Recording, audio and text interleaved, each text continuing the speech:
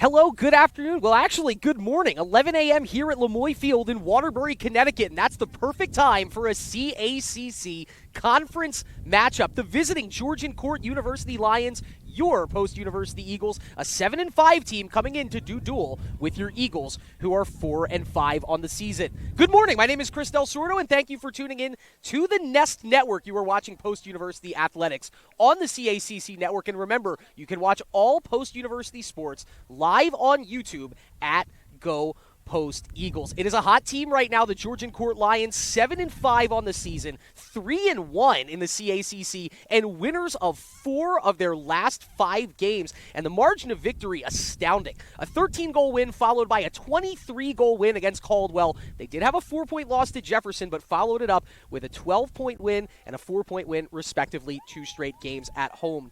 Your Eagles have lost their last 2. It's a perfect opportunity to get right, but they're going to have to deal with the high-scoring quartet of Isabel Raymundi, Riley O'Connor, Remy Reinhardt, and Briley Techman. I'm going to hand it off to our public address announcer and sports information director and everything extraordinaire, Mike Vesci, to get us started this afternoon. When we come back, the start of a big conference matchup between your Eagles and the Lions right after this on the Nest Network.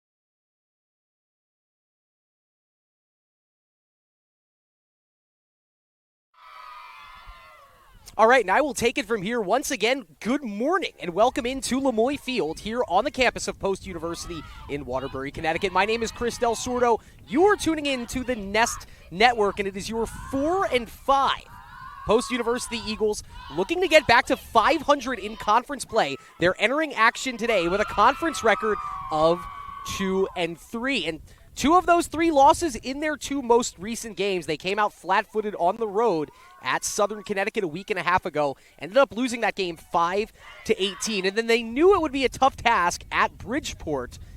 Once again, falling behind early, scoring 12 in the process, but falling to Bridgeport 21-12. Different story for Georgian Court when you look at their last two games, both home games after wrapping up an extended road trip. And funny enough, when you look at this schedule for Georgian Court, they started off with 5 of their first 7 games on the road. They are going to end their season with 6 of their last 9 games at home. So this is one of their rare road contests to close out the season. But those last 2 games, first, a 12-goal win versus Holy Family. They scored 20 in that contest, beating the Tigers of Holy Family University 20-8, and then a big, tough conference contest against Wilmington U. That was at home in Lakewood for Georgian Court, and they beat Wilmington by a score of 12-8. I mentioned the top scoring quartet for Georgian Court. There are 4 players this season for the Lions that already have 40 points or more. Isabella Raymundi leads the way. She has 32 goals and 32 assists, and Riley O'Connor leads the team in goals with 40 on the season. So those are the top 2. There are 6 players on Georgian Court with double-digit goals on the season. It's going to be a long day for Post defensively. The freshman duo, Polish power, Roxana Dubicka, Klara Domachowska, combining for 42 goals so far on the season. And remember, Post has played 3 less games than GCU. We are underway on the draw. I think we're going to have to do it again. In the center circle for the Lions is number 16, Remy Reinhardt. Leads the team in draws controlled with 95, and she's also third in scoring, but it's the Eagles underway with the ball, winning the faceoff. And cradling on in is Gabriella Fiora. The grad student works it back around the perimeter. So Post coming into action today, scoring 109 goals. They have outscored their opponents by 4 on the season. But they don't put it in the net nearly as often as Georgian Court does. GCU coming in with 175 goals. Already a pre-positioned look here, and it's going to be ran in for Roxana Dubicka. Waiting for the go-ahead from the referee. She's going to angle in straight towards the net. Low shot, misses wide, and then the stick closest to it was that of Eagles number 13, Anna D'Angelo. She can't scoop it up. It goes out of play, and that is a huge stop defensively for GCU. Dubicka is the Eagles' leading goal scorer up to this point on the season with 25 tallies. She gets a great angle dodge in from that pre-positioned shot look. Goes low with the shot. That's Cadence Gentile, the true freshman in net for Georgian Court, and she was able to read it, put the save to it. Ball goes wide, and now GCU across the midfield line. And we are back underway. So with the ball right now for the Lions, Remy Reinhardt, the senior out of Wall, New Jersey, takes it into the offensive third for GCU. And now we'll get our first look at this Lions attack. And it knows how to strike, averaging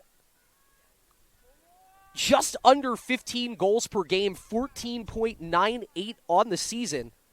Post at 12, so GCU averaging about 3 more goals scored per contest.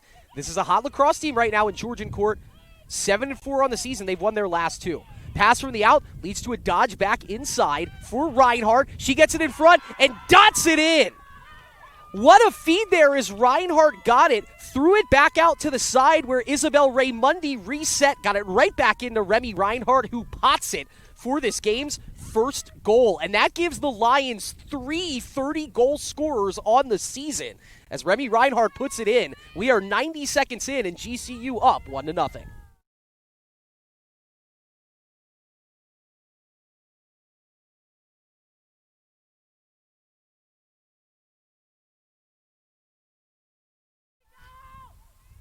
So a quick strike here for Georgian Court.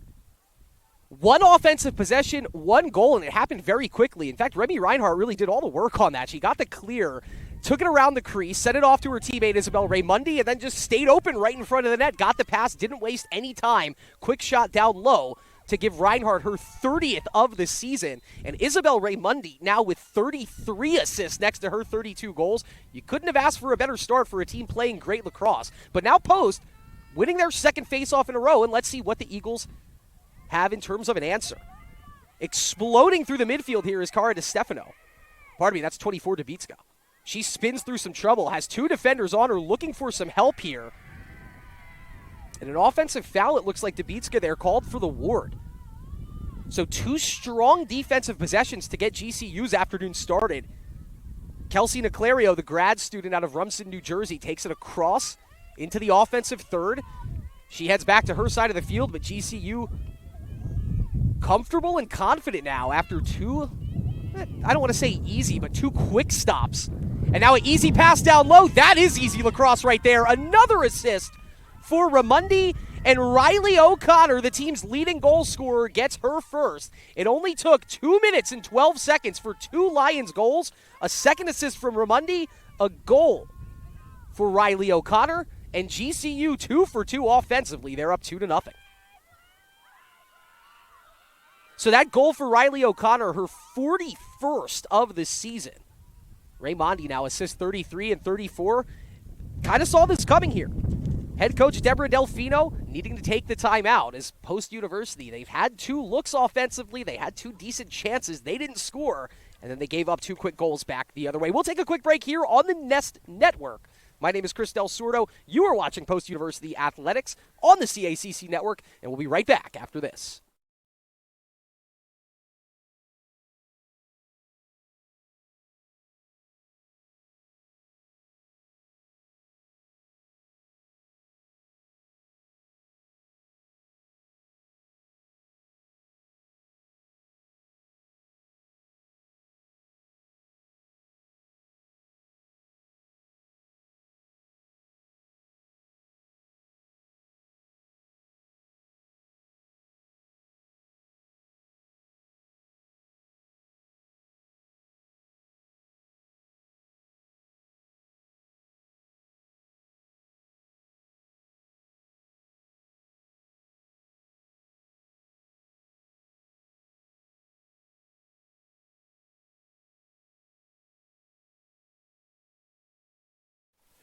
Well, teamwork makes the dream work here as we got the umbrella up on the press box. No problem. I mean, that was done in the timeout break, so credit to the staff here at Post University. Teamwork making the dream work right now for Georgian Court as they've basically been in their offensive zone for a combined 20 seconds in this contest, but yet they have two quick goals. Another actually some contact there. It looked like Dubitska had it all the way for the Eagles, and she ultimately does after hitting the turf. Has to scoop it up again after some contact, but now a draw controlled for Dubitska. Her 30th of the season after she's gotten the first three in this contest for any player. The look down low. Domakowska. Over to Fiora. Gabriella, a grad student from Southington, Connecticut. This one's close to the line. Big chase. And look at the hustle put in by Domakowska to get that ball and keep it in the zone offensively for the Eagles. Dodging in here from Latana Nwabadu. And I believe we are going to have a green card here. And it will be the first penalty of the contest issued against Georgian Court's number 19, Briley Techman.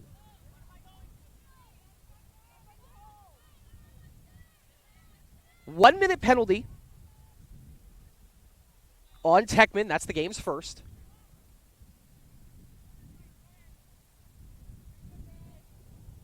Nwabadu waiting for the go-ahead.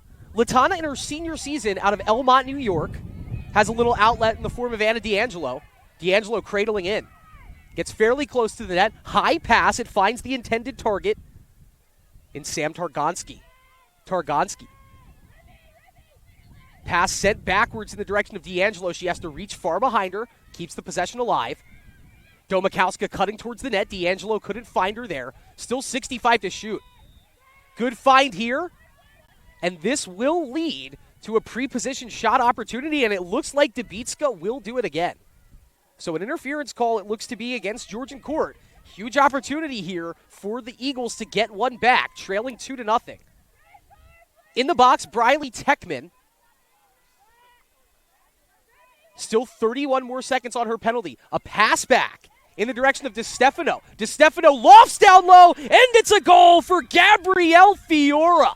Beautiful execution as DeStefano, drawing two, slips it over to Fiora for the 7th time this season. Gabrielle Fiora finding twine. It's the 5th assist of the year for Cara DeStefano, and the Eagles back to within one. They get a big man-up goal. It's 2-1 Lions.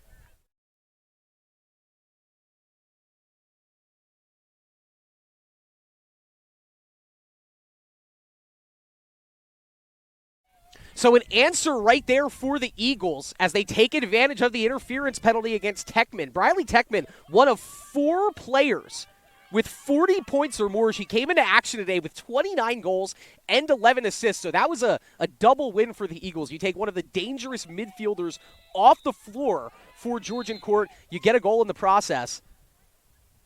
And there's going to be a penalty called against Debitska there. A little bit of a ward, kind of an off-ball foul, if you will, trying to get herself positioned correctly. So the first draw controlled by GCU. In about 4 minutes, it leads to a look in front shot missed high. As Kasia Elzinga was slashing in towards the net, she got a great feed from Riley O'Connor. How about O'Connor with 41 goals on the season now, but looking to dish as well? Reinhardt. She scored this game's first goal. Flips the pass inside. Good stick check, and it's picked up amidst a host of Lions by Dakota Jez, the sophomore out of Cortland Manor, New York. A huge pickup. Now it's going to be tough sledding here for the clear for post. Solo effort here coming around the outside of the defense for Liana Grandel. Just like Noah Bondu, an Elmont, New York resident. Grandel in and out and will get the clear for the Eagles. And now the Eagles running with even numbers. It's a 6-on-6 as Grandel probably going to stop the momentum. I feel like it's translating on my mic, folks. It's not that necessarily that windy of a day, but when the gusts come in, they are affecting everything. They're wreaking havoc. Our equipment's flying all over the place. There's a loose ball in front after that pass gets tipped. And let's see. I think we might have a penalty here against Georgian Court. A card coming out and a yellow card for a slash here issued against the Lions. That's huge for Post University. They're going to have a chance to tie this game up and then maybe take advantage of that. The guilty party, Kasia Elzinga, the grad student from Sherwood, Alberta. So slashing the call against Elzinga. It is a releasable penalty, but now 2 minutes.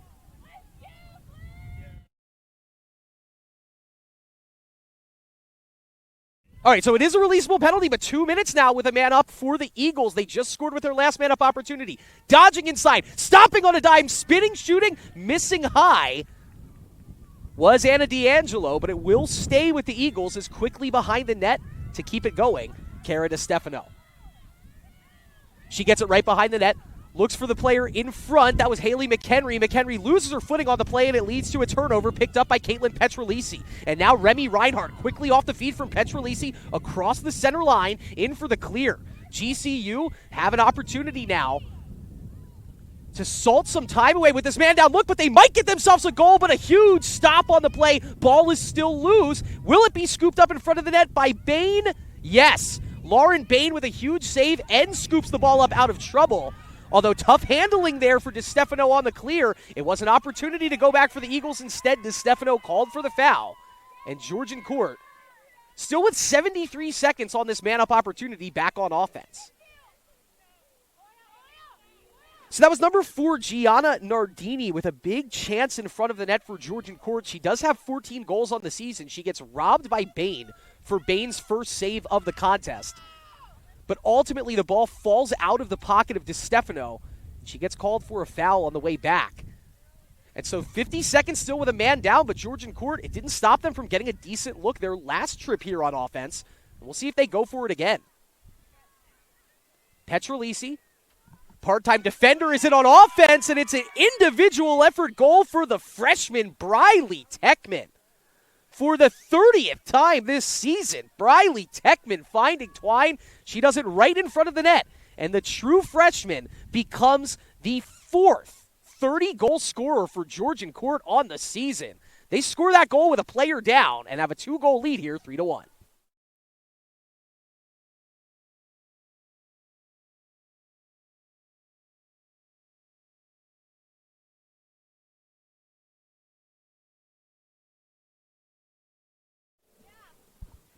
So 3-1 the score. We still have 39 seconds on the slashing penalty against grad student midfielder Kasia Elzinga. But it didn't stop Georgian Court from scoring their 3rd goal of the contest here, and this is a team that has been putting the ball in the net with some regularity. 20 goals 2 games ago, and then a big 12-8 win against Wilmington U. And now if they win this face-off here, an opportunity for the game's first 3-goal lead, and that's exactly what Georgian Court will get. Jill Konchak wins the face-off, has Riley O'Connor off to her left.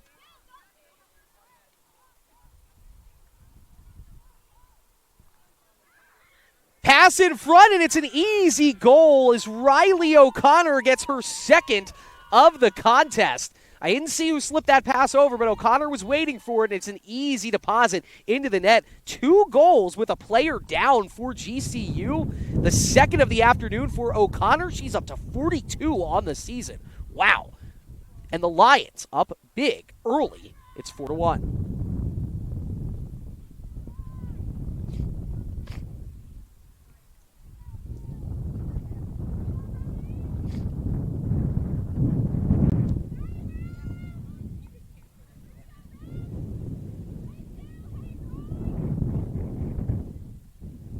Wind picking up here at Lemoy Field, and some rain spitting down on us, too. It looked like we were going to get a slightly better day for lacrosse out here, but Georgian Court, weather not really affecting them. A couple of players opting to don the heavy jackets on the sideline. Here's a big draw controlled by Post University as Dubitska rumbling in. Taking a couple shots today, 1 on target. The 1 goal for Post University scored by Gabrielle Fiora, her 7th goal of the season. Now Fiora spins. Feeling pretty confident after she pocketed that early goal here for Post. It was scored with a man up. We're back to even lacrosse here now. It didn't bode too well for Post University with a man up for those last 2 minutes, as those last 2 goals scored by GCU with a player down. Raymundi gets credit for the assist on the O'Connor goal. That means Isabel Raymundi, 3 assists in the contest. All 3 of GCU's assists belong to her.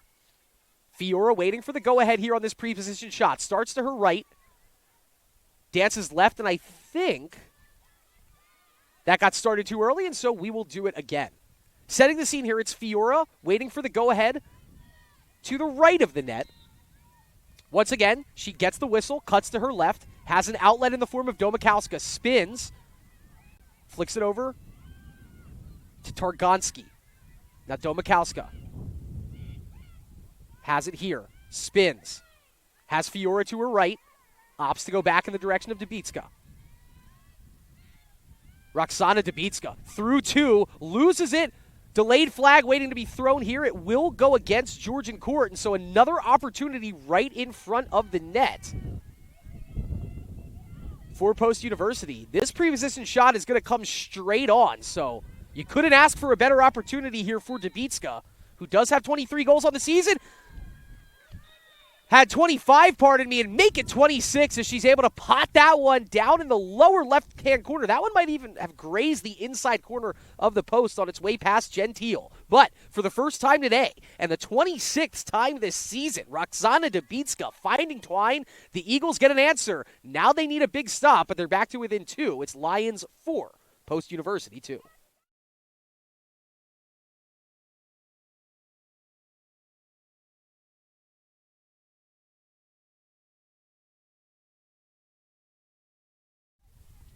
So 4 goals already for the Georgian Court Lions. Remy Reinhardt with her 30th from Isabella Raymundi. Riley O'Connor Her 41st and 42nd, both of those goals assisted by Raymundi, and Briley Techman, her 30th of the season. That was scored unassisted with a player down. Gabrielle Fiora, her 7th from Cara DiStefano. Roxana Dubitska, her 26th unassisted. And Georgian Court, which had some trouble early going in the draw control department, has won 3 of this game's last 4 faceoffs. And it's another look here for Riley O'Connor already with 2 goals in this contest. Briley Techman waiting for the feed in front. It's tipped. And that's Gardell picking it up.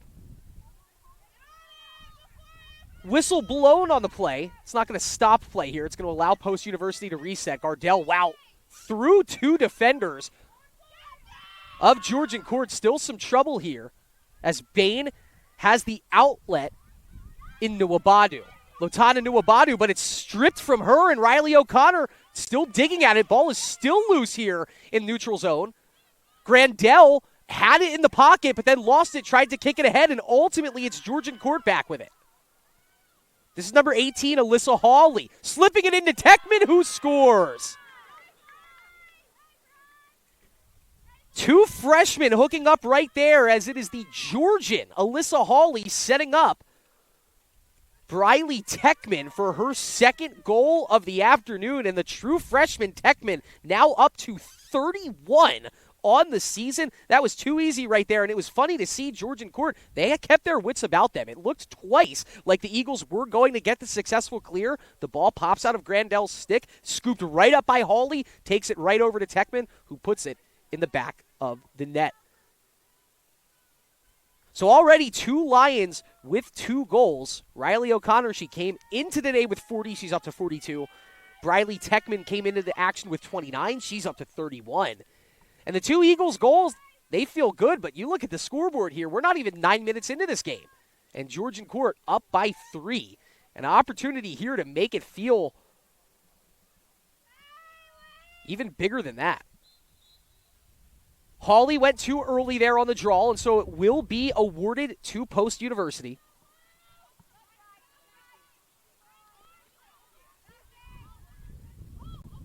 Five to 2 the score here at Lemoy Field.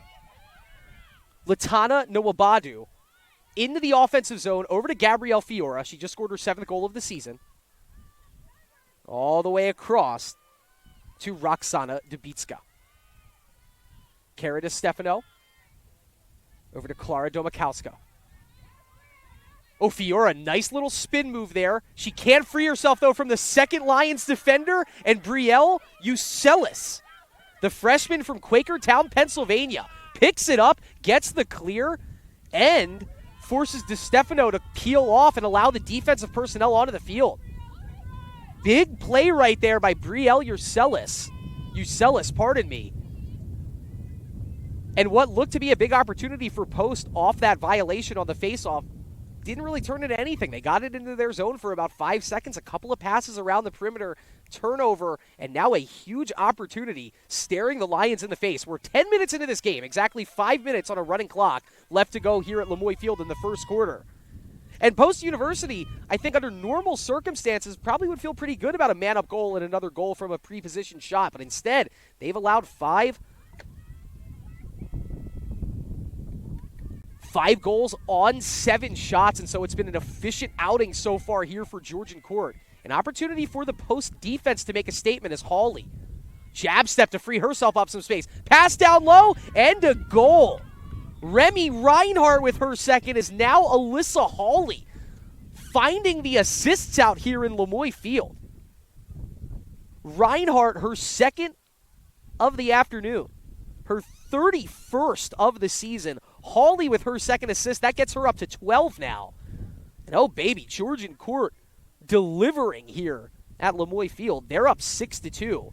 It is 3 different 2-goal scorers this afternoon here for Georgian Court, as now Remy Reinhardt, Riley O'Connor, and Briley Techman, all with 2 goals apiece. Remember, Isabel Raymundi came in leading the team with 32 assists. She has 3 more. And so Georgian Court striking on all of their opportunities in the early going out here at Lemoy Field. And you look at the scoreboard clock, still 4.5 minutes left to go in this first quarter. Might the onslaught continue offensively for GCU? This one's tossed over. Targonski looked to have control over it, but it's scooped up by Joe Konchak for GCU. Although it's just plucked away by Roxy Dubitska, and some trouble there on the backside of the play, but it's ultimately taken out of trouble. Great job by Isabella Longo. Going got tough there, but she kept her wits about her, kept the cradle alive, and Domikowska has it, angling towards the net for the Eagles with the clear. DeStefano has Fiora to her right. Fiora keeps that left-handed shot alive with the hands free. No shot to be had, and she has Roxy Dubitska as the outlet. So Dubitska out there with DeStefano and Fiora on the top line. Into some trouble there was Sam Targonski, but bailed out with the whistle, and that will give Targonski a look from a pre-positioned spot. Only has 5 goals so far in the season, but does have 11 assists, so might look for the pass out of the setup here. We'll see. McHenry stops, jabs, steps, goes to her left, keeps the cradle alive. She's a right-handed shot. Stick was angled for a lefty shot. Slips the pass over to D'Angelo. Oh, now Dubitska, but a save is made by Gentile. She gets it back up and takes a spill after scooping up the ground ball. Huge opportunity there for Dubitska. Gentile makes the save right in her face, and then Roxana Dubitska gets the loose ball but slips after trying to make a play. It's going to be a ward here called against. Well, let's see. The referee's going to have a discussion here as this was called in the open field. GCU angling back into their zone for a clear. This could go either way.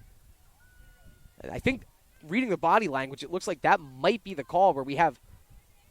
Okay, so there we go, yeah. We'll just reset it right where we were. Ward's going on both teams, and so that keeps the ball right where it is. And once we get wound back into play, it'll be Remy Reinhardt with a chance at another clear.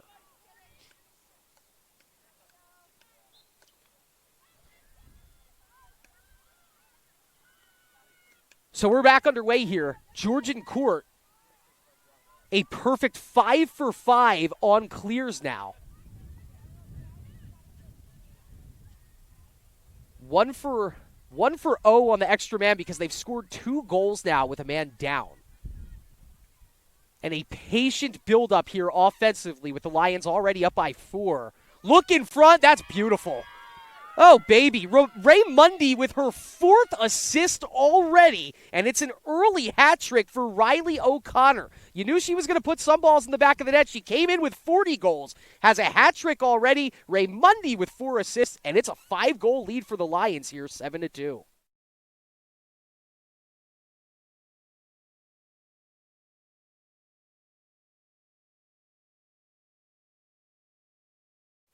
Well, here at Lemoy Field, I am running out of room to record all these GCU goals in the first quarter here. Let's wind it back to the start. Very first goal was scored by Remy Reinhardt on an assist from Isabel Ray Mundy. Then Riley O'Connor from Ray Mundy. Then Briley Techman, an unassisted man-down goal. Then the second goal of the game scored by Riley O'Connor from Ray Mundy. That was also with a man down. Techman scored her second from Alyssa Hawley. Reinhardt scored her second from Alyssa Hawley. And then O'Connor, her hat-trick goal came from Ray Mundy. So that's how they got to 7. For Post University, Gabrielle Fiora with a player up from Cara DeStefano and Roxy Dubitska, an unassisted goal off a pre-positioned look for her 26th. So there were some bright spots in this first quarter for the Eagles, but fewer to speak of as we advance into this contest. Big win there on the draw control for Post, and DeStefano was able to lose the scent of O'Connor right before the restraining line. And might they have a look on the doorstep here for Haley McHenry? Little jab step, trying to get around her defender, keeps the cradle alive over to Fiora. Fiora working inside out against Remy Reinhardt. What a solid two-way player is number 16 in blue for Georgian Court. Dubitska looking for the help. Domikowska angling her away from the net. She tried to split a double team, and they'll give her the benefit of the doubt on that call. We're not in a position to complain here calling the game for Post University as Dubitska looked like she carried that into some trouble. Konchak gets called for the contact, And now Dubitska, we saw her score from this area once already. She's slightly to the right of net. Quick shot and a save.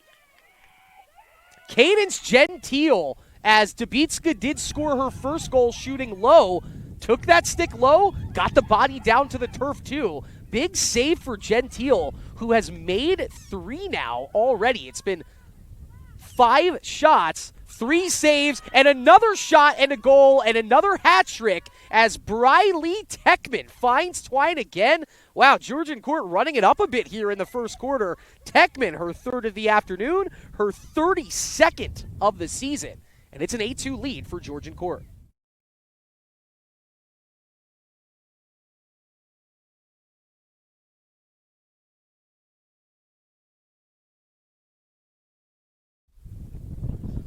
Well, I'm officially out of room to record goals here for GCU in this first quarter as they have just picked their pocket 8 times now. We already have a double hat trick day brewing here at Lemoy Field as both Riley O'Connor and Briley Techman with hat tricks, and they were the 2nd and 3rd leading goal scorers respectively for GCU coming in. Haven't called Isabel Raymundi's name on a goal yet, but that's because she's too busy dishing out assists. She has 4 dimes this afternoon. Another face-off win for Post. They've done very well in the draw control department. It hasn't translated on the scoreboard, but you can never count it out when you're playing well in the center circle, the opportunities that might arise from it as the game progresses. So it is a 6-goal deficit, but we have so much time, so much more lacrosse to play here at Lemoy Field here in this contest. Jab step for Dubitska. She can't get past the mark of Alyssa Hawley. Oh, DeStefano overruns the pass from Dubitska, and Hawley's going to pick it up. So this true freshman now with some contributions offensively and defensively, but look at that back check from Haley McHenry. Slipping pass, dodging it is Dubitska. Can't get the shot off. We have a delayed flag coming. And it looked like Dubitska took some hard contact there off. That is her right wrist. You could see the, I'm not going to call it a slash. It wasn't a slash, but you could see the stick check come in and hit Dubitska on that hard charge. That was a nice looking pass from Targonski to slip it to Dubitska. This is going to be the 4th pre-position shot here for Roxana Dubitska. In the goal-scoring department, she is 1 for 3 on those looks. Trying to make it 2 for 4 here. Not the best angle. She'll go for the shot low. It bounces off the crossbar, and it's still loose. It looks like Fiora has the angle to it, but no, the race is won by Remy Reinhardt, and now the Lions have the personnel mismatch. The pass gets into O'Connor. She's got a hat trick already today. Shoulder step. Passes towards the middle, on the doorstep, and a goal right in front for Isabella Raymundi. And they flip the script this time. Now it's O'Connor on the dime, Raymundi with the goal. For the first time today, and the 33rd time this season. And that is 68 points on the year now for Isabel Raymundi. She gets her first goal, and GCU just keeps a good thing going. They're up 9-2.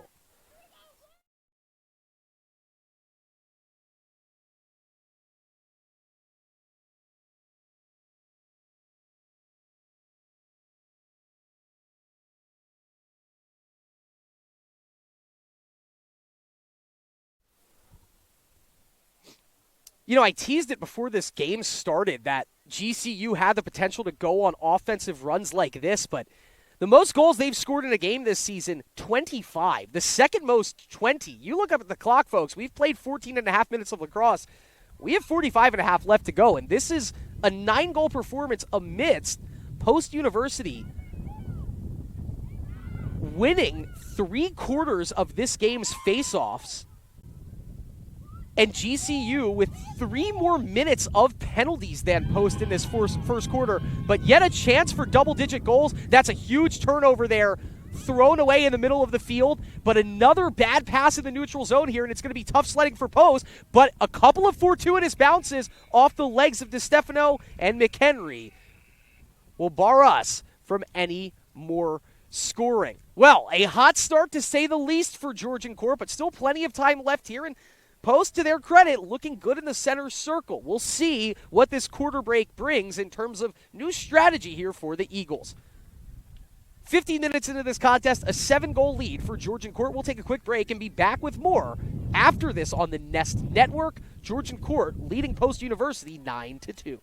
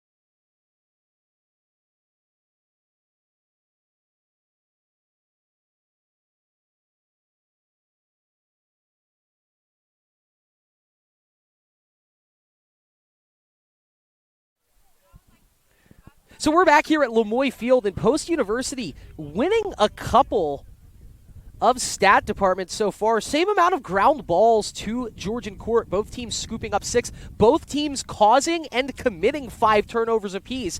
11 shots taken from GCU, 8 by Post. And so considering all of that, you'd probably think, hey, this game's pretty close. Unfortunately, not the case at all. 9 first-quarter goals for Georgian Court, including 3 each from Riley O'Connor and Briley Techman, 2 for Remy Reinhardt.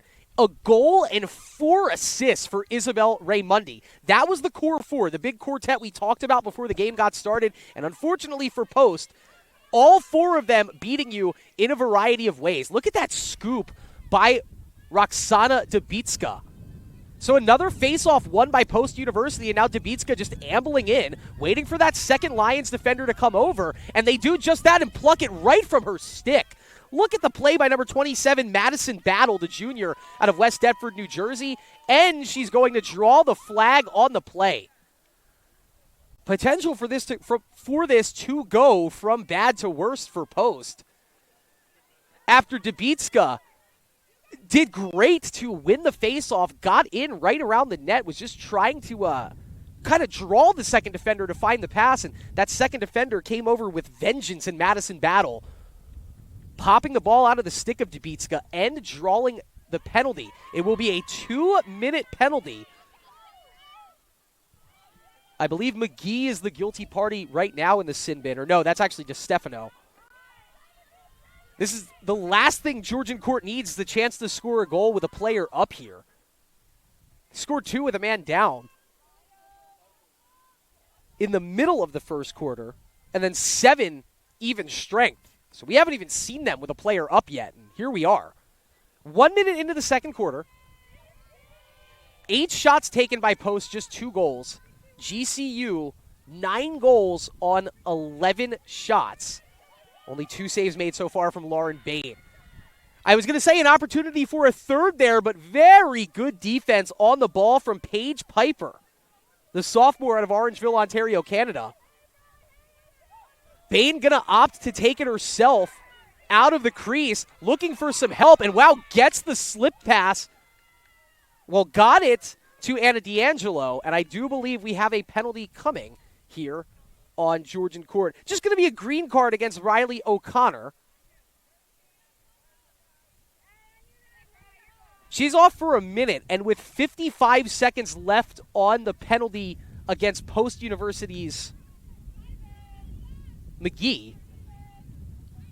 It was Amber McGee at the guilty party. So 55 seconds with McGee, a full minute here on O'Connor, which means that Post will have like a 5-second power play. But right now they're just focused on this even strength game. 10 on 10 in the field right now. As Anna D'Angelo winds behind the net. Targonski off to Dubitska. Fiora dancing in, low shot, and another huge save from Cadence Gentile. Wow, she has read these shots well out of Post University's stick.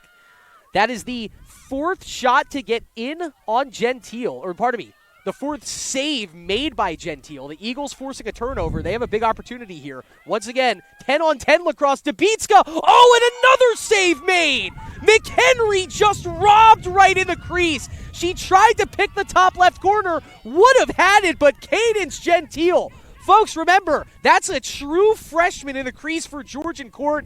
Point-blank opportunity for McHenry as Dubitska did a great job setting up that play, but Cadence Gentile completely robbing her. This is just her 3rd start of the year, her 6th appearance. She has a 2-0 record in her 2 prior starts, but wow, a 2-headed monster it looks like in net here for Georgian Court. Natalie Moradian, a 5-4 record so far with solid numbers as well. You can see Gentile's slightly better by comparison. Those are 2 players playing great lacrosse in net. But they give the freshman the spot start in today's contest, and my goodness, she's making a name for herself here. Moradian, the other goaltender, is a sophomore out of Freehold, New Jersey. So Georgian Court, that's the rich getting richer. They have long careers for both of these goalies in front of them. Looking for their first goal here in quarter number 2, up 7. O'Connor winding around, tries to slip a pass underneath to Raymundi. Isabel Raymundi. Oh, jab step to a look in front, and another goal for Remy Reinhardt. The 5th assist of the night for Isabel Raymundi, and it might have been the prettiest one. She goes double head fake to slip the pass into an open Reinhardt, and for the 3rd time today, yes, the 3rd time today and the 32nd time this season, it's Remy Reinhardt finding twine. That is the 3rd goal today that Reinhardt has scored off of a Raymundi assist. Wow, Georgian Court, their largest lead so far of the afternoon. They're up 8. They're into double figures. They lead 10-2.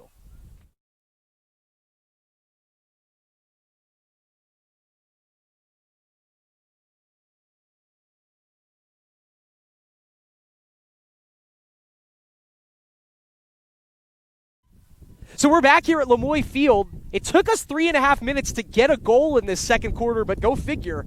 It's the usual suspects. Remy Reinhardt, her 3rd and her 32nd, coming from Isabel Raymundi. If you're keeping track at home, 10 Georgian Court goals, 5 of them assisted by Isabel Raymundi. She scored one as well, and now here's a look for Gianna Nardini as she'll step it back and wait for the troops to assemble. Nardini out there with Petrolisi, Elzinga, and Reinhardt. And then behind the net, it's Techman, O'Connor, and Raymundi.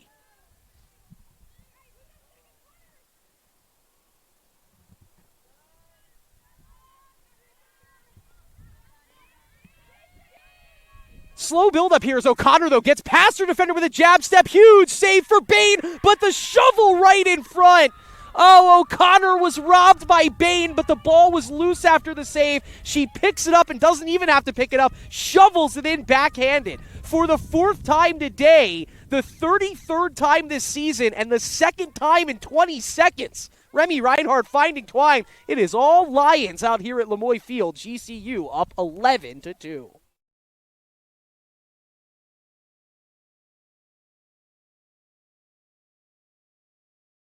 Well, it's a stat day and then some here for Georgian Court. Now remember, their most goals scored in a game this season is 25. We look up at the scoreboard here at Lemoy Field. 10:49 left to go in the second quarter. They've already got 11. Post University, to their credit, generating plenty of offense here in their own right. They've gotten 7 shots in on Cadence Gentile, but the true freshman from Ronkonkoma, New York, has made 5 saves, 4 of them in close space. Impressive saves, and that's kept Post's offense at bay. And then this Georgian Court offense, Lauren Bain, she's seen a lot of shots. She's only made 3 saves so far, and just then she made a huge save on Reinhardt, only for Reinhardt to scoop up a loose ball and just shovel it right back into the net. So another opportunity here for Post. They are getting chances on offense. It's been the execution that has done them wrong, not the amount of opportunities. D'Angelo off the feed from Fiora. Off to DiStefano. Jab step for DiStefano, but a step up here by the Georgian Court defense. They're far away from their net. Post, if they can get a cutter in on the backside, they'd have something open right in front. But Domakowska so far away from the net before she can hand it off to Targonski. Now Sam Targonski, the junior out of West Orange, New Jersey, over to Anna D'Angelo. They'll try and look behind the net here as Targonski chases open, asks for it. Domakowska had the look cutting into the net. Ball is still loose. It's still loose, and it can't be scooped up on the play by McGee. Amber McGee had a chance if she could have picked that one up after Domakowska cut into the net. Never got the shot off. Wow, Grandel tracking back. Instead, Nardini catches it on the long clear-out pass from Gentile. And you can see Gentile and her defender, Madison Battle, sharing a high five because it's going to lead to that. The 5th Remy Reinhardt goal of the afternoon. And that one, oh, it didn't happen in slow motion. It happened quickly, but you could see it develop. It's all thanks to the long clear from the goaltender, Gentile. Nardini scoops it, passes it to Reinhardt. Another give and go gets it right back to Remy Reinhardt. And she scores her 5th goal of the season, her 5th goal of the game, 34th of the season, my apologies, and her third consecutively in this contest. And they're scoring these goals a variety of ways, but it all came from the easy clear thanks to the confidence of the freshman goalie, Cadence Gentile. She just locked and loaded, sent that ball about 45 yards in the air to Gianna Nardini, who caught it in stride ahead of Grandel, and from that point it was just off and running for Georgian Court. So Reinhardt, her 5th of the game, her 34th of the season, her 3rd in a row, and the Eagles, even though they've more or less dominated this center circle so far this afternoon, just looking for answers in any form. After Lauren Bain, Nikki Johnson is the next goalkeeper on the post-university depth chart, and might think she will be seeing some action today. She has played in 2 separate games, 1 quarter of work, and then 30 minutes of work in the other contest she has appeared in. So maybe an opportunity for some action for number 30, as Georgian Court, 3 goals now in this second quarter and looking for more here, is Michaela Scarrato. Our first look at Scarrato, as it looks like Georgian Court might be pulling in that second wave of attackers. She does have 7 goals on the season. Reinhardt, in a race to the ball with Bain, can scoop it up in time, and it will go back to the Eagles. So nice to see Lauren Bain there, keeping the hustle alive. Not letting some of that play in net affect her in the outfield portion of the game. Domakowska, she has an angle, and she has a lot of green turf in front of her here, so she will take the clear herself. Has Anna D'Angelo to her left, instead flings it over to Amber McGee. Now McGee, little hop step, dodges to her right. She's picked up quickly by Michaela Scarrato, so she steps it back, and the Eagles back behind the X here. McHenry and Targonski with a 2-man game, kind of a double X look here. Not the best pass, but it finds Fiora, slips it inside to McGee, takes a shove, spins back to her left, and to her right, shot, and another save by Gentile. The 6th save of the afternoon by Cadence Gentile. How close could Amber McGee have gotten? And then the loose ball pops right up to the stick of Alyssa Hawley. Hawley, the true freshman, threw everybody ahead to Reinhardt, and the Lions running again. Nardini crosses over the cradle, looks to had Kate Clementi cutting across the field, couldn't find her. Oh, but instead Reinhardt, unmarked in front of the net, gets the pass from Hawley and puts it in. Let's see, it looks like there might be a flag.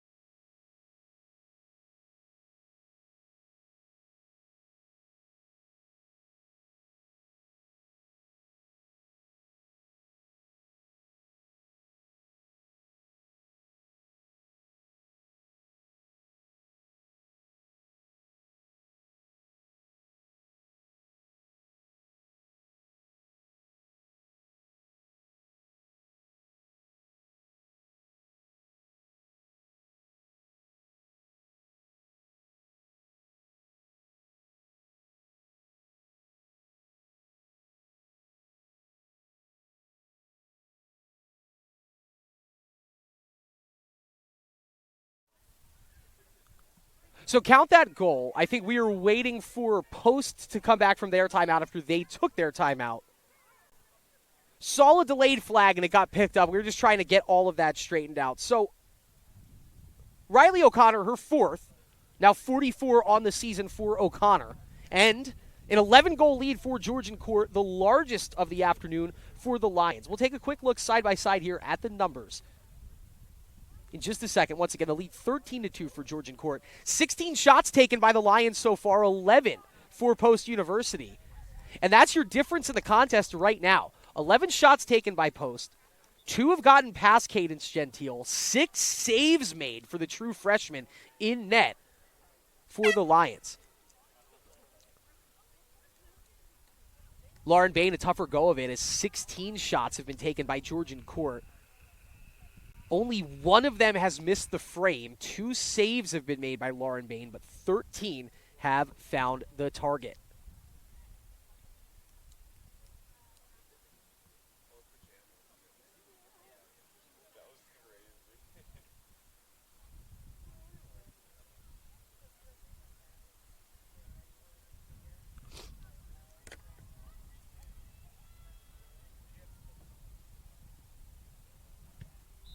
So we're back underway here.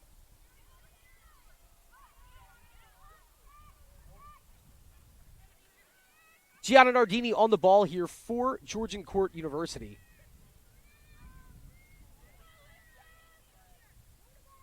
And an 11-goal lead here for GCU.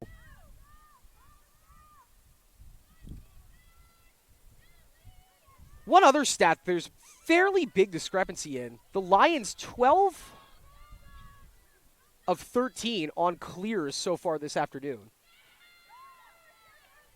Crease violation called against GCU, and so Post down by 11, but trying to find a look offensively. But the stat I was going to mention, Post 5 of 7 on clears. They do get that one across, making it 6 for 8. The Lions, on the other hand, 13 of 14. So they've had almost no trouble at all getting the ball into their offensive attack.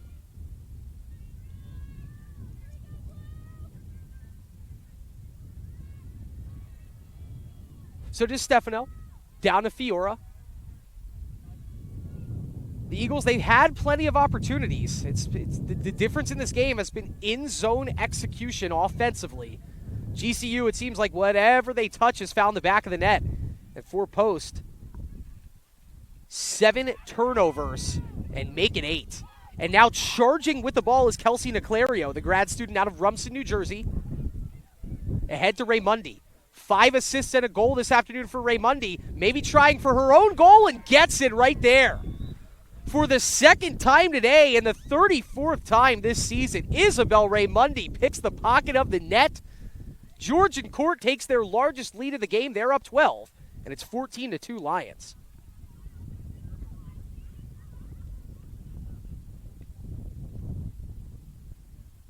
Raymundi up to 34 now. She has 2 goals in this contest. Just 4 goal scorers so far for Georgian Court. It's been the main 4. Raymundi now with 2. Techman with 3. And 9 combined for Reinhardt and O'Connor. Riley O'Connor came in today with 40 goals. She's up to 45. Reinhardt up to 33. And a little bit of an equipment error here on the field for Post University before we wait for the go-ahead again. We also have a conversation with the referees away from the play right now. I'm not quite sure if we have any penalties incoming. It will be a delay of game penalty.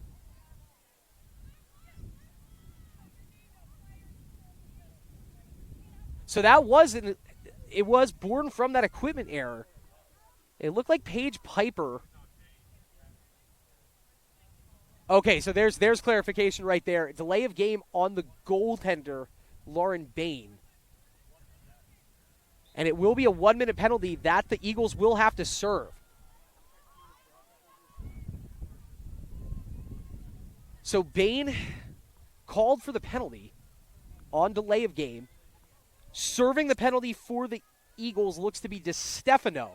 And Georgian Court, 9 goals in the first quarter, 5 more here in quarter number 2, 40 more seconds with a player up.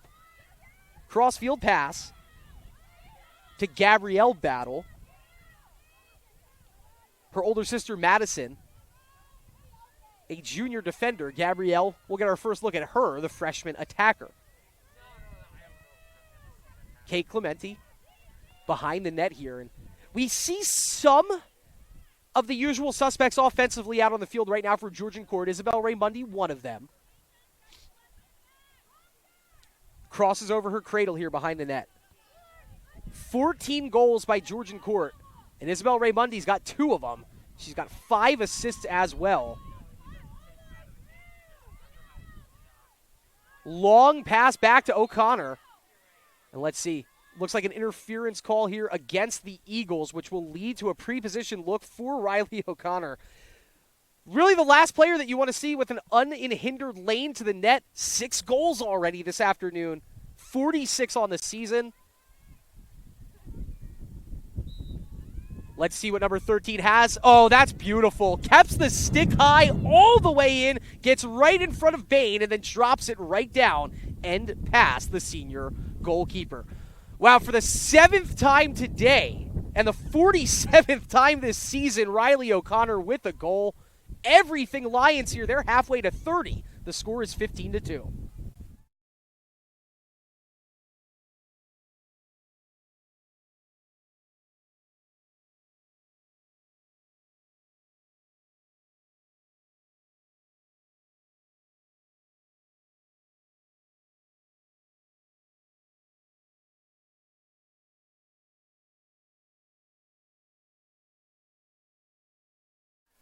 Not a typo, folks. 1, 2, 3, 4, 5, 6, 7, all from the stick of number 13, Bree O'Connor.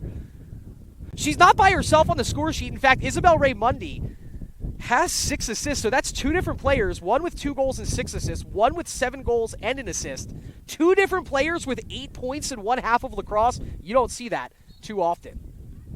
Clock is now running here at Lemoy Field as the faceoff won by the Eagles, but given right back as it looks like Reinhardt scooping in. And Remy Reinhardt now with a hat trick in her own right.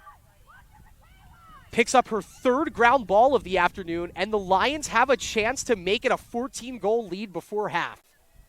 Nardini winds it back to her left. Scarrato has an assist today, looking for a goal. Big save for Bain. Ball is still loose. Grandel scoops it up, whacks it out of bounds, and that will take us to halftime. 30 minutes of lacrosse, and you couldn't have gotten a better start than Georgian Court got. They're getting some big help from their freshman goaltender, Cadence Gentile, but a 7 spot for Riley O'Connor. She would be beating Post University by 5 goals just by herself. Halftime here at Lemoy Field, so we'll take ourselves a break. Georgian Court 15, Post University 2. More after this on the Nest Network. And remember, you can watch all Post University athletics live on YouTube at Go Post Eagles. We'll be back with the second half in 10 minutes after this here on the Nest Network.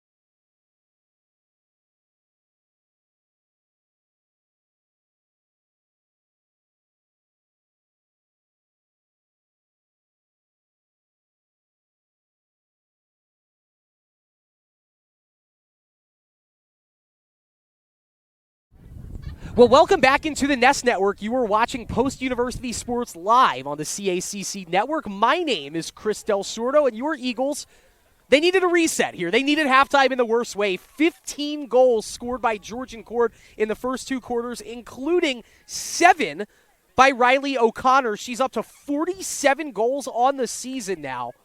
3 for Remy Reinhardt, 3 for Briley Techman, 2 for Isabel Raymundi, and Raymundi also with 6 assists in the contest. 1 assist apiece for O'Connor, Elzinga, Scarrato, and then Alyssa Hawley with 2 assists as well. Another draw controlled by the Eagles. They've looked good in the center circle. Oh, diving past 2 defenders, falling on the play is McGee. She regains her footing, has an outlet in the form of DeStefano. Now Cara DeStefano tries to angle back to a left-handed shot, isn't there.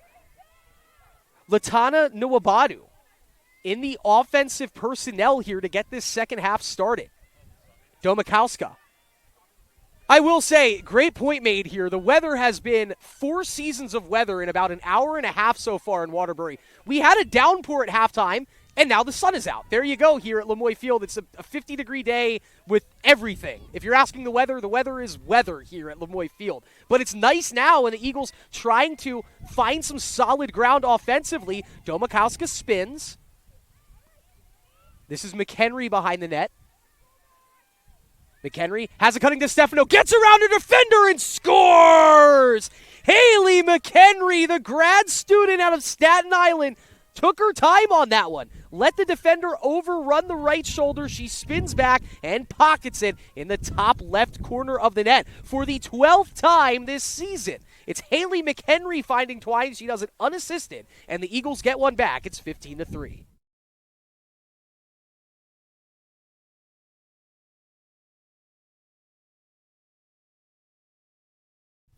So for Haley McHenry, goal number 12, point number 16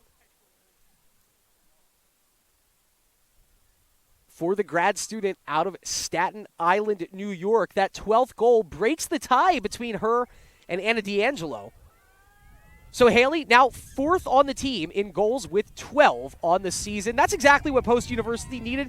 You got to get one back. You've been playing better than the scoreline dictates. It's been plenty of looks in the offensive zone. 6 saves were made by Gentile in the first half.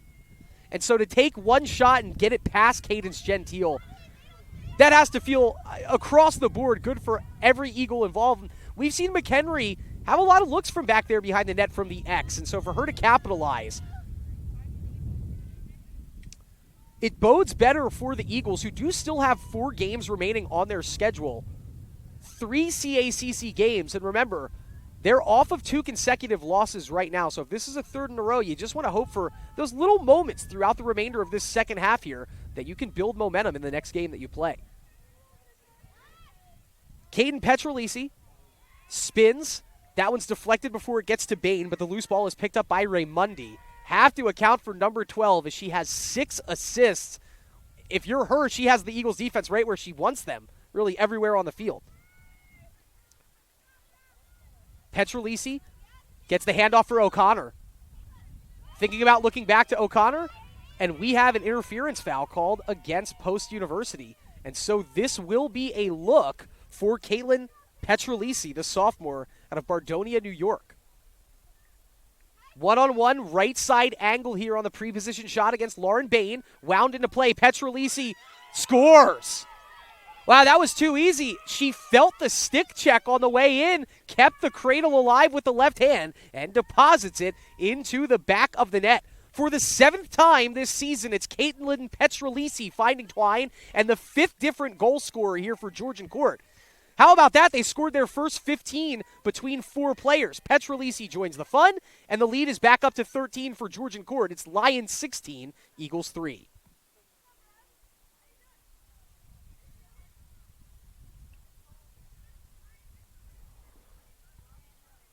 So resetting the score chart here, just the 5th different Lion to score. Riley O'Connor with 7 of them. Riley Reinhardt with 3. Briley Techman with 3. Isabel Raymundi with 2. And Caitlin Petrolisi just scored her first. That means that now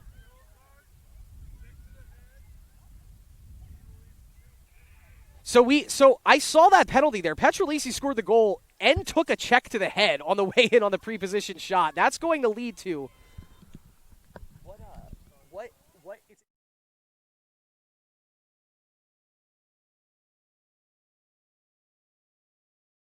yeah, it is. And so the penalty goes against Domakowska, who committed the foul on Petrolisi's route to the net. Count the goal, and it's going to be 2-minute penalty against post. Now, these penalties are releasable on the contact to the head, but Georgian Court, they just got the lead back to 13. Remember, it was a 13-goal lead at halftime. Clock running here at Lemoy Field. So whatever route Georgian Court decides to take here, they're going to be able to burn some time off the clock, but this is an opportunity here to get yourself maybe a rather easy 17th goal of the afternoon. And all of these players in blue looked primed to score. Petrolisi now probably part of the attack for the rest of the way here in the second half. Reinhardt to O'Connor. That's a Remy to Riley connection. Back out to Remy Reinhardt.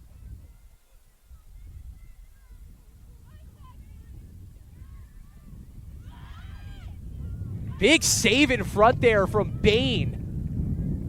Reinhardt was trying to score her 4th goal of the afternoon. No, but the pass intended for Pfeiffer, it glances off of the stick and off of the face mask of Pfeiffer, and it will go back the other way. Unfortunate there for the Eagles after having just gotten a big stop. On for Bain, what is just her 4th save of the contest. But then Bain trying to stretch the field on the outlet pass, throws it over the head of Pfeiffer. And Remy Reinhardt now. Just so threatening with the ball here, as it seems like anyone in double blue for Georgian Court is. Georgian Court in their all-blue road jerseys with white text and numerals and gold trim, and post in their home, I'll call them Gray's home silvers, with maroon lettering and numerals and orange trim. Reinhardt shot out of a cannon, around 2 defenders, back to her left hand, and the shot goes just wide, but Raymundi is back there. So post penalty is over against Domakowska. They only allow 1 goal, but subsequently another goal scored by Georgian Court, and it is Remy Reinhardt for the 4th time today. Felt some contact on that drive to the net as well. Reinhardt scores. That is Remy's 4th, 33rd of the season, and it is a 14-goal lead for the Lions. They're up 17-3.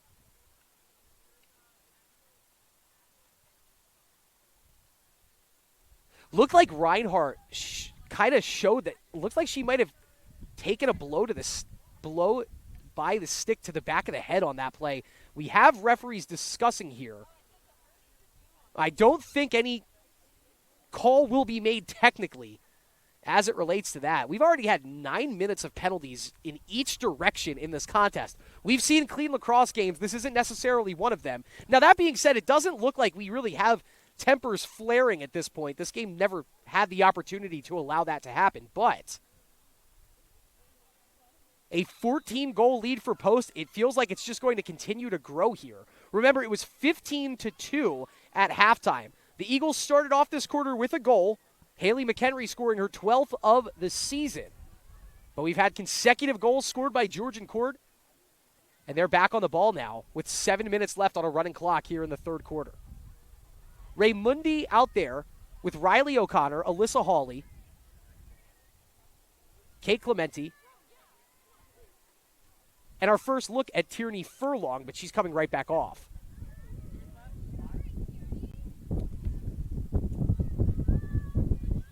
Now Georgian Court taking their time here, just a full field game of keep away, as ultimately Michaela Scarrato picks it up. They're about 20 yards away from the net here in the deep back right corner of the field. 39 to shoot, and Raymundi can't speed her up. No need for her to get sped up. She has 6 assists and 2 goals today. Vying for more points here. Domakowska comes out, meets her up high on the double team. Pass intended for Scarrato behind her. Bain giving chase, wins the race to the ball, and the Eagles with a nice defensive stop there. They've been few and far between this afternoon at Lemoy Field, and so for Coach Delfino and her troops, that's going to feel good. Bain in a world of trouble against the far sideline. Shovels it off to Domachowska. Wow, that'll work right there for the clear. Now Domachowska ahead to Noah Badu. Latana all the way in. Maybe trying for a goal. Can't get the shot off, and it's poked out of trouble by Madison Battle and picked up by Cadence Gentile. The Eagles just moving too quickly there in transition. Latana Nwabadu had a chance there for a shot and maybe took it a step too far. Ultimately, the stick check knocks it free. Not the cleanest play by O'Connor down the right sideline, but she scoops it up before any trouble. This running clock has made this game go by significantly faster. That's how it works, but it already feels like we're in a second contest here at Lemoy Field. Under 5 minutes left in the third quarter. GCU leading 17-3. And Isabel Raymundi just asking a second post defender to come up and defend her before she can wind this play back in. Oh, but a bit of an over pursuit there by Jez.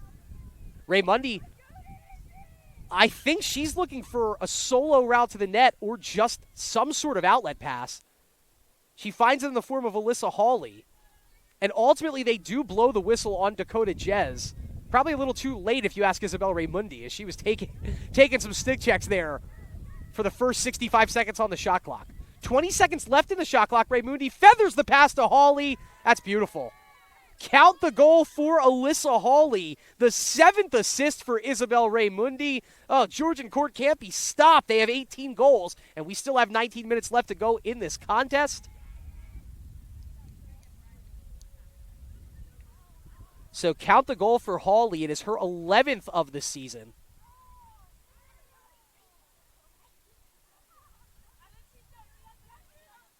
All smiles here on the Georgian Court sideline as the Lions leading by 15 and clock continues to run. Every second that ticks off, that much closer to a third consecutive conference win for GCU. Now their last two, as we mentioned, they got those at home. Home win against Holy Family University. Home win against Wilmington U.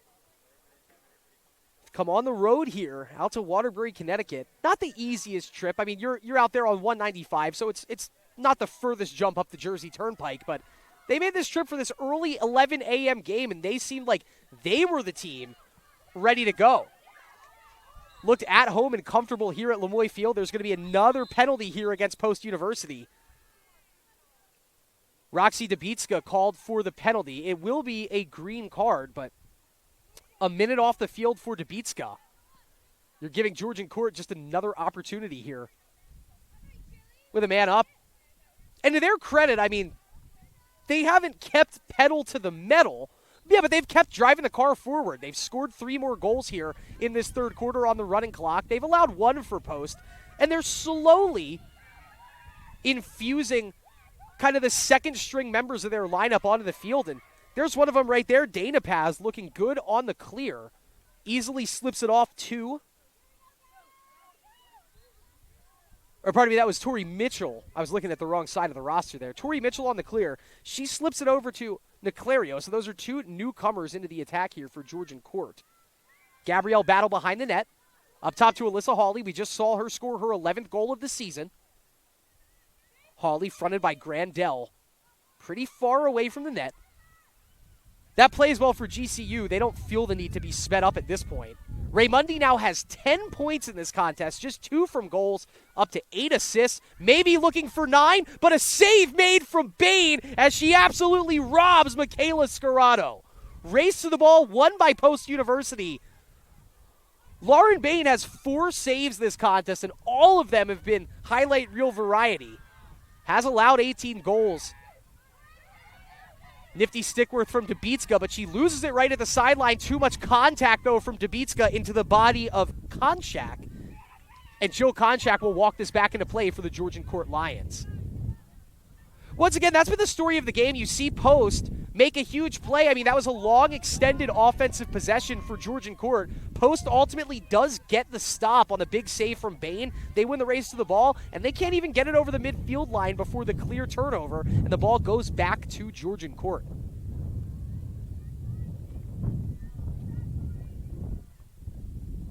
So Riley O'Connor over to Alyssa Hawley. Penalty on the backside of the play there, and that looks like just a true surefire frustration penalty against Paige Pfeiffer. This is her third time in the sin bin here. It will be for 2 minutes for contact to the head. And Hawley too far away from the net for any sort of pre-positioned shot, but Georgian Court, 40 on the shot clock.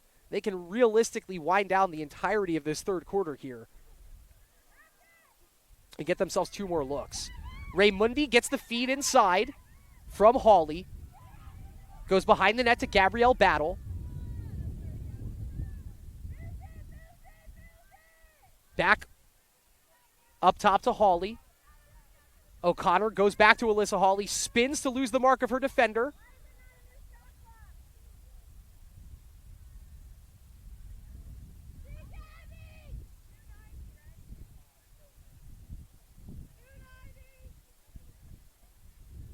We have another foul on Dubitska here, and that will lead to a pre-position shot coming in for Alyssa Hawley.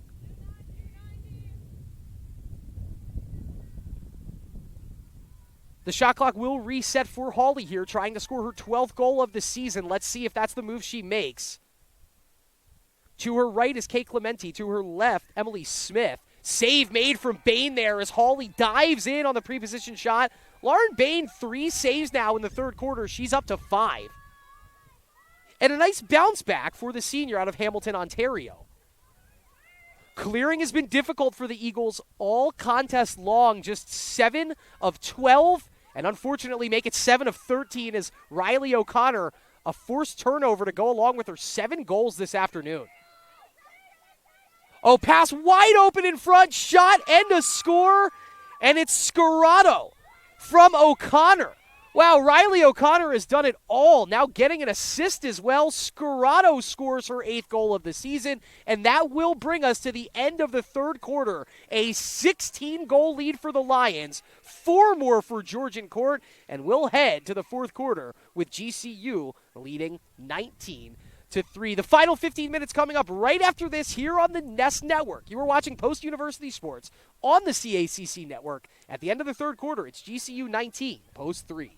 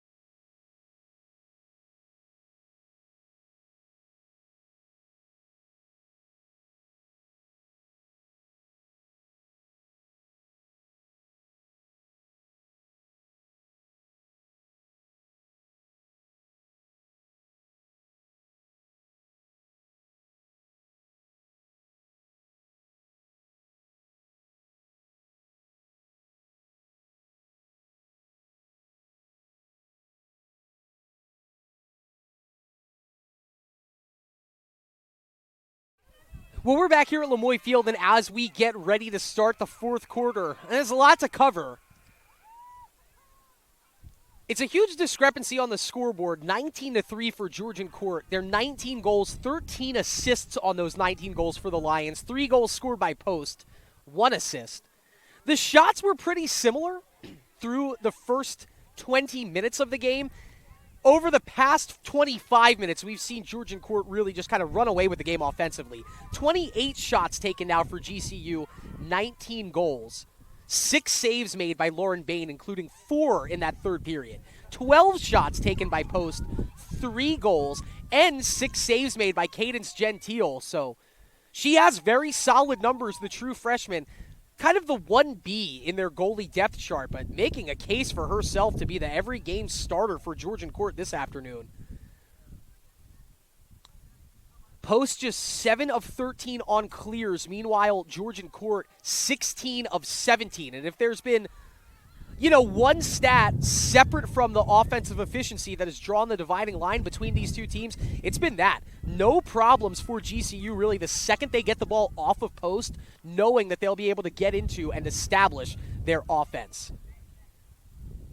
Haven't gotten to call Anna D'Angelo's name that often here in the second half, but she's on. Wow, tries to bowl over the defender on the play, and the ball pops out right to Cadence Gentile. So how about Kelsey Niclario, the grad student out of Rumson, New Jersey? Got completely run over on the play, but forces the turnover, and I don't think she minds it at all as she's across midfield for the Georgian Court clear. And might she be trying to call her own number here? They were on sides there as Clementi comes off and she's back on. Clementi out there with Emily Smith, Michaela Scarrato, Riley O'Connor, Alyssa Hawley, Isabel Raymundi, and Gabrielle Battle. Well, they threw that one away. There's a break for the Eagles right there, an unforced error committed by Georgian Court. Isabel Raymundi and Riley O'Connor, they're having games. They could carry a season, how good of a stat game these two are having. Raymundi with 10 points, 2 goals and 8 assists. O'Connor flipped the script. She's got 9 points on 7 goals and 2 dimes. Fiora, drop step for the lefty shot, and it's saved by Gentile. Picked back up behind the net by Domakowska. Fiora trying again to set up that lefty shot. Has the outlet in the form of DeStefano. DeStefano in, shot misses wide. We have a whistle on the play. And this will lead to a preposition shot here for the Eagles. I believe the guilty party is number 18, Alyssa Hawley. So Cara DeStefano, a chance here on the preposition shot look. At 19 goals on the season, and no, they're not going to have it be a preposition shot. I think we are going to angle this one in from the side. No, correction. Here we go. DeStefano waiting for the go-ahead. Slightly to the left of center. Drop step. Can't shoot it righty. Swarmed by the Lions defensively. Gets the lefty shot off, and another save made by Gentile, but the ball is loose. It goes behind the net where it's picked up by Domakowska. DeStefano gets it back. Right in front. No shot to be had there for Tarnowski. Keeps the right-handed dodge alive.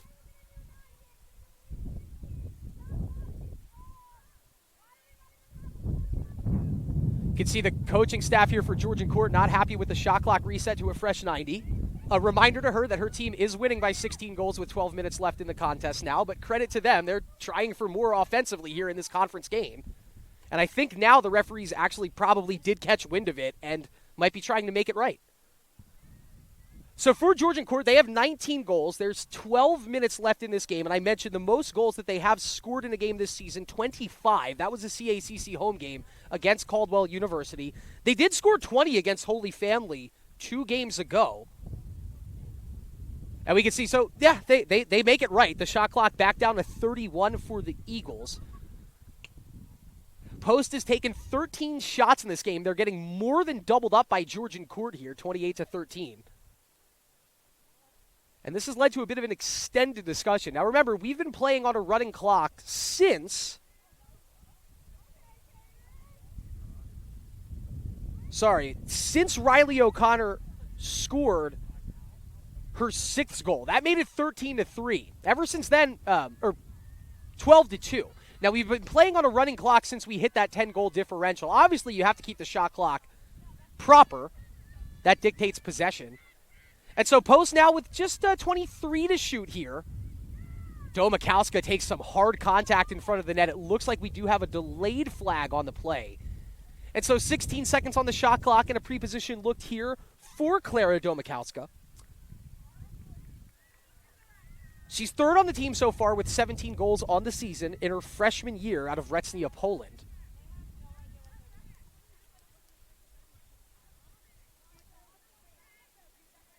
So a 1-minute penalty here against Georgian Court. They don't like the call. There's definitely a lot of confusion around the net right now.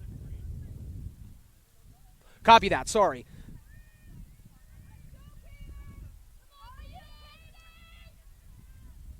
So it's going to be Kate Clementi in the sin bin for Georgian Court. That shot from Domakowska misses wide. Race to the ball won by Post. McHenry picking it up. We just saw McHenry score her 12th goal of the season earlier on here in the second half. Slips it over to Dubitska, and that is interference call against GCU. And so Dubitska now, she did score her 1 goal in this contest on a pre-position shot. 1-on-1 against Cadence Gentile, who's been seeing the ball well all afternoon long for Georgian Court. Dubitska waiting for the whistle, waiting for the go-ahead. Fiora has slipped behind the net in an unmarked position. Dubitska instead goes to the left to McHenry. McHenry can't get the shot off. Back out to DeStefano. There were some opportunities there. Post trying to connect. DeStefano into Fiora, and it is just plucked out of midair by Alyssa Hawley.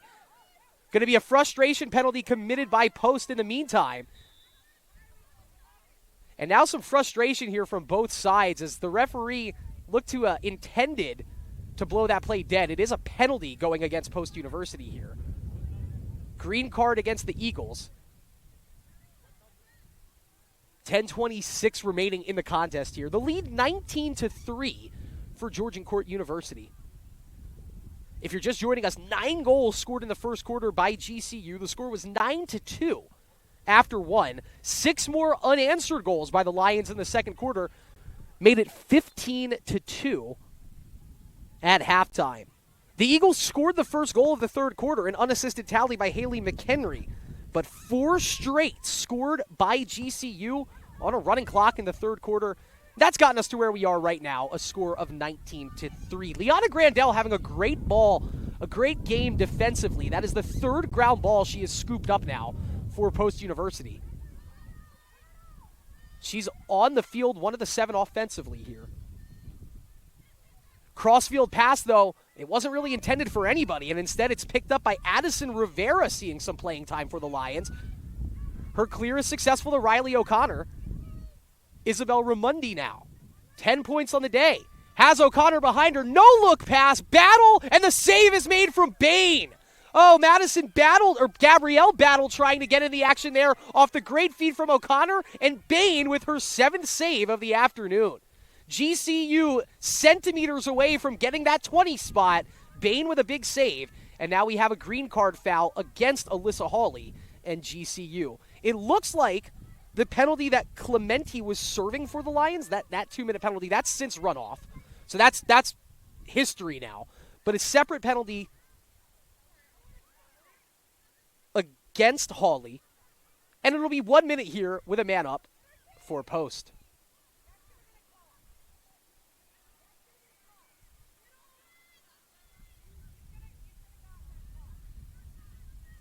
Targoski.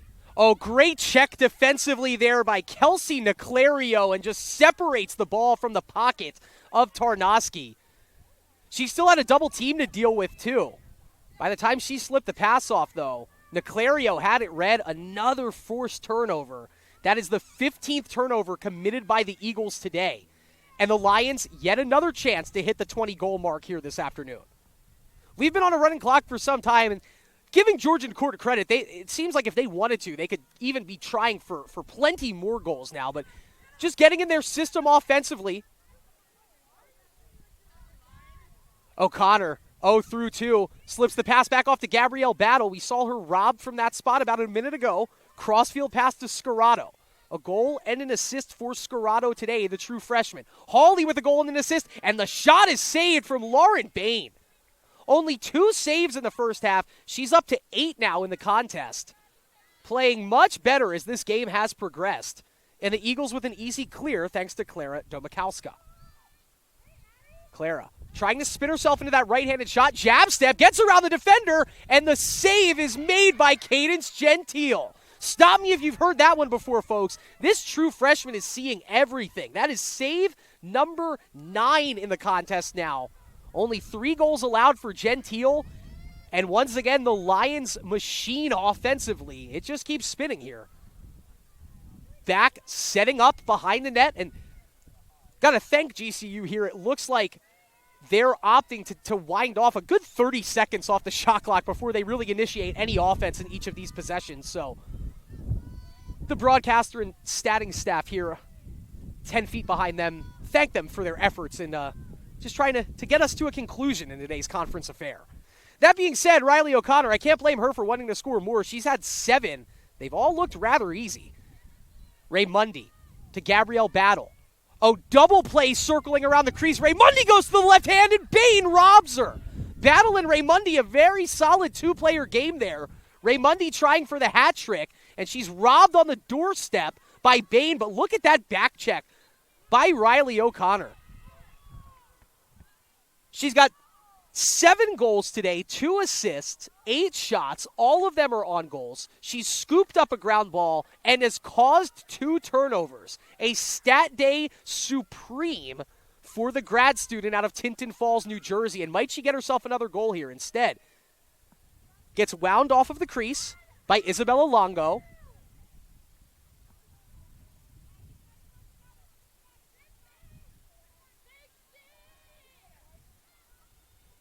.60 to shoot now. Is that might be the time mark that GCU is choosing to initiate their offense. Instead, Hawley taking her time, floats a pass over to Ray Mundy. Tried to slip it inside. Too many Eagles in front, but with too many Eagles comes contact. And that's a yellow card here for contact to the head. The guilty party, Anna D'Angelo, the sophomore out of Warwick, Rhode Island.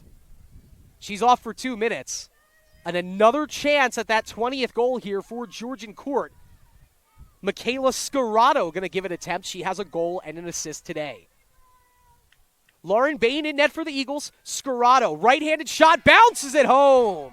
Starts high, goes low. For the second time today, and the 9th time this season, Michaela Scarrato finds twine. It's a goal in every quarter for Georgian Court, and they have hit that illustrious 20-goal mark.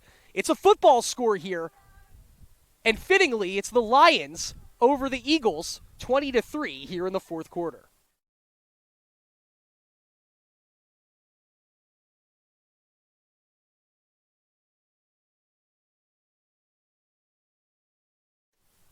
So for Michaela Scarrato, her second, she's up to 9 goals on the season, and the true freshman up to 11 points now in her 12th collegiate game. 3 points in a contest for Scarrato here, the first time that she's had that in her collegiate career. And it's a 17-goal lead, clock running again. We're under the 5-minute mark here at Lemoy Field. If you're GCU, I guess the last goal you would have written down for your team in this game would be like a 20-goal difference. At this point in the contest, I don't think the time is going to allow for that. And there's a bit of gamesmanship happening right now here as Post University. It seems like every opportunity between them and the referees to step out and just wind some more time off the clock here. Hawley gets kicked out of the circle. Scarrato coming in. We have personnel changes both ways as both Pfeiffer and Scarrato coming off. Ultimately, the violation called against DeStefano.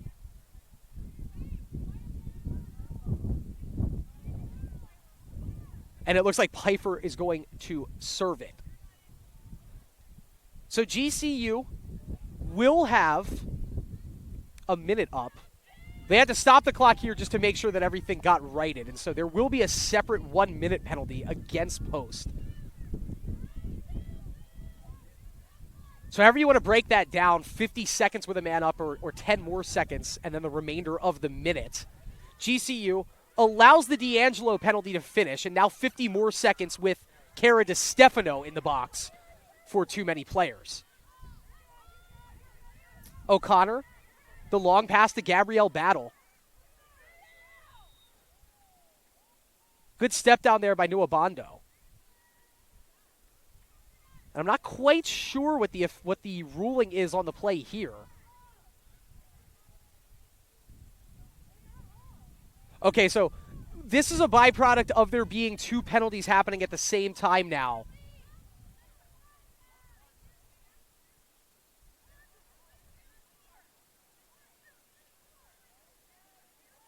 Post is in the right. Number 13, Anna D'Angelo didn't come onto the field until after her penalty ended. They're trying to, I think the referees caught their own mistake before it led to another penalty.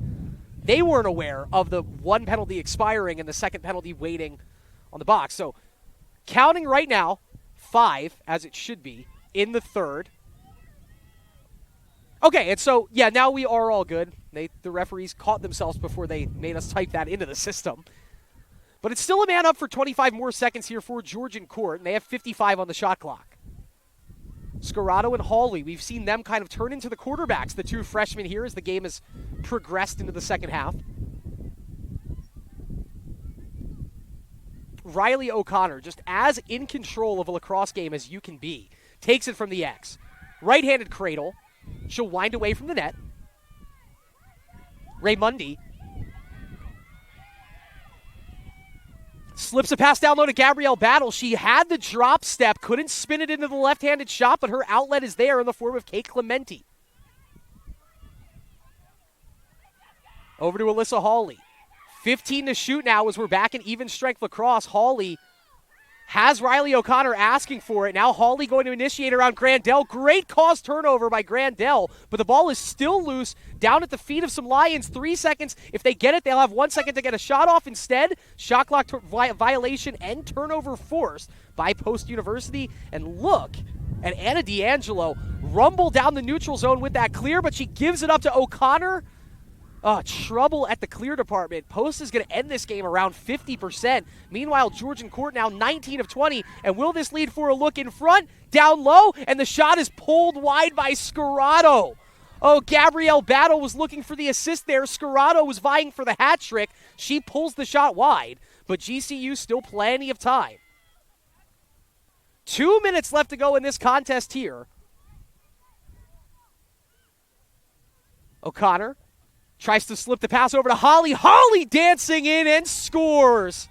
And Alyssa Hawley, her second goal. It is a 10-point contest now for Riley O'Connor. 3 assists to go along with her 7 goals. Hawley from O'Connor. And it is still a football score here at Lemoy Field. Now it's Lions up 21-3.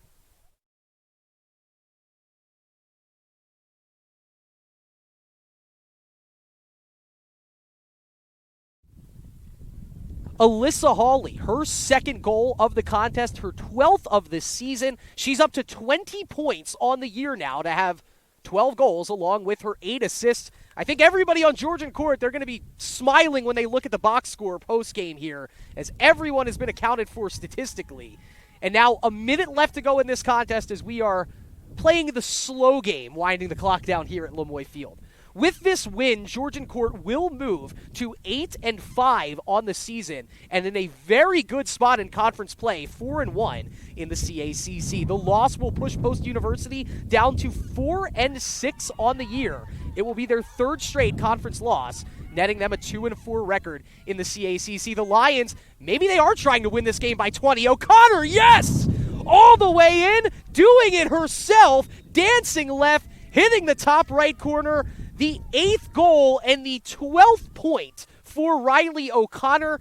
She came into this game with 55 points. She's going to end today with 67, and that will most likely bring us to the end of this contest for O'Connor. Her 8th goal of the game, her 55th goal of the season, an unassisted goal at that, and the slow walk back to midfield. That will do it for us here at Lemoy Field. A little handshake shared there between DiStefano and Hawley. The horn sounds, and that will do it. A resounding win, a dominating win, no two ways about it for the Georgian Court Lions, and they move to 8-5 now. The final score, Georgian Court 22, Post University 3. Let's take a look at the final numbers here. Just an onslaught offensively for Georgian Court. They scored 22 goals, 14 of those goals assisted off of 35 shots. 4 post, 3 goals, 1 assist on 16 shots.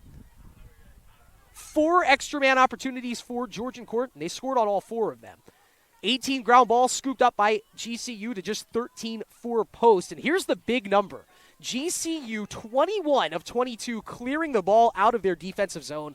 Post University just 10 of 17, and that led to the turnover discrepancy. 19 turnovers committed by Post to just 13 for Georgian Court. So really all of the numbers going in the direction of the Lions, but none bigger than that disparity on the scoreboard. The final score today, 22-3. Real quick, we'll take a look at the individual numbers here. Riley O'Connor leading the way, a 12-point game, 8 goals and 4 assists. 2 goals and an assist for Michaela Scarrato. 2 goals and 7 assists for Isabella Raymundi. 4 goals for Remy Reinhardt. 3 for Briley Techman. And 1 for Caitlin Petrolisi.